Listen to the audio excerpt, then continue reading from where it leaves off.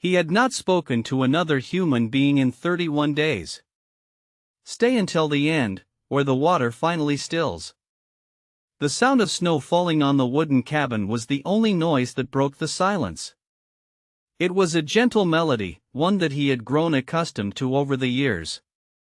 As he stepped outside, the cold air filled his lungs, and the snowflakes danced around him, each one unique and fleeting. The world was full of mysteries, and in this moment, he felt a deep connection to the universe. The snow-covered peaks of the Himalayas towered above him, their majesty a reminder of his own insignificance.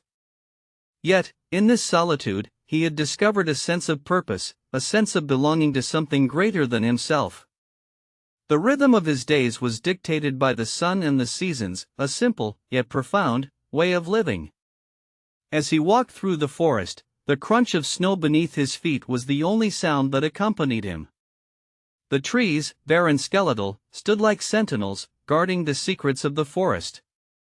What happened next changed everything he thought he knew about himself. A fierce storm rolled in, bringing with it powerful winds and heavy snowfall. The cabin creaked and groaned, threatening to collapse under the weight of the snow. He huddled by the fire, listening to the tempest rage outside, and wondering if he had made a terrible mistake. The flames danced and spat, casting shadows on the walls, and for a moment, he felt a deep sense of fear. But as the storm raged on, something shifted inside him. He remembered the words of his teacher, "The greatest storm is the one that rages within." He closed his eyes, focusing on his breath, and slowly, the turmoil within him began to subside. The storm outside began to recede, leaving behind a landscape transformed, a world remade in white. The silence that followed was unlike any he had ever heard. As he emerged from the cabin, he was struck by the beauty of the snow-covered landscape. The trees, once bare and skeletal, were now clothed in white, their branches etched against the sky like a delicate pen and ink drawing. The world was fresh, new, and full of wonder. He walked through the forest, feeling the snow crunch beneath his feet, and the cold air fill his lungs. The stillness was almost palpable, a living, breathing entity that surrounded him. The days passed, each one a repetition of the last, yet unique in its own way.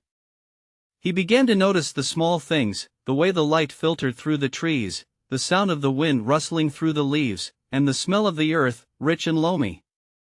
The world was a complex tapestry, woven from countless threads, each one interconnected and interdependent.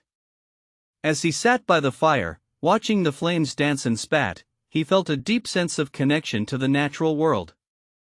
But as the years passed, he began to realize that his solitude was not without its challenges.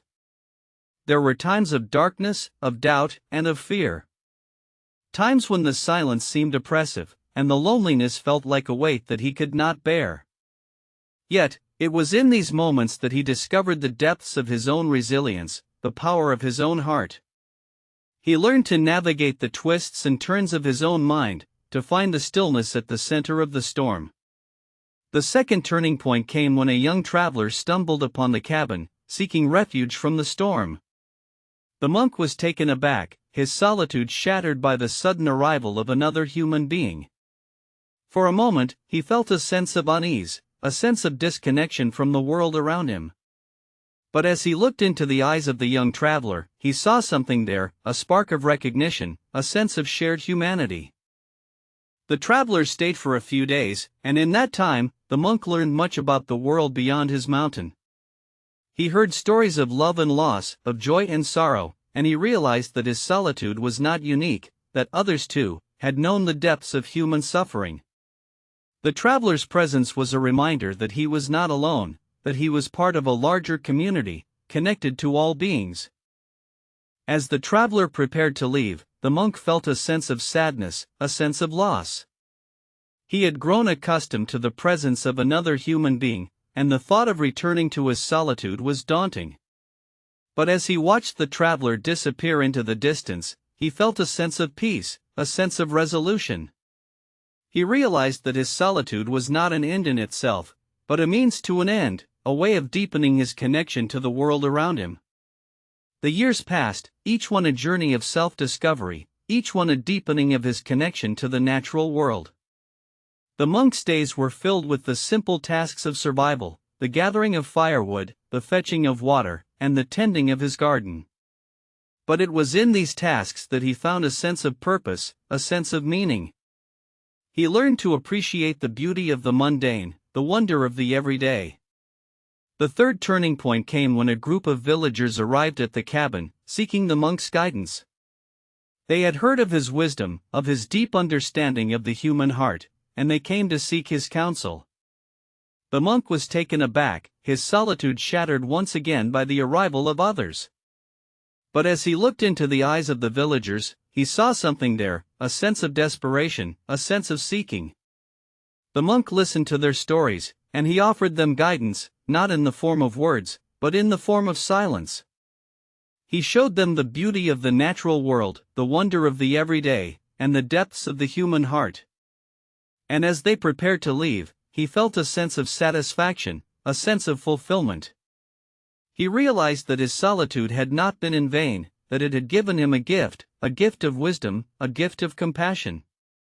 As the years drew to a close, the monk reflected on his journey, on the twists and turns of his path. He realized that his solitude had been a journey of self-discovery, a journey of growth, and a journey of transformation. He had discovered the depths of his own resilience, the power of his own heart, and the beauty of the natural world. And as he sat by the fire, watching the flames dance and spat, he felt a sense of peace, a sense of resolution.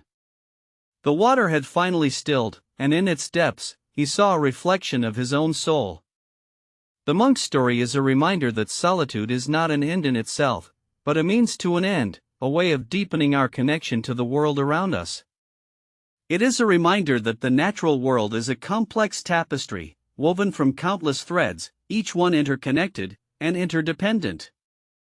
And it is a reminder that the human heart is a mysterious and wondrous thing, capable of depths of love and depths of sorrow.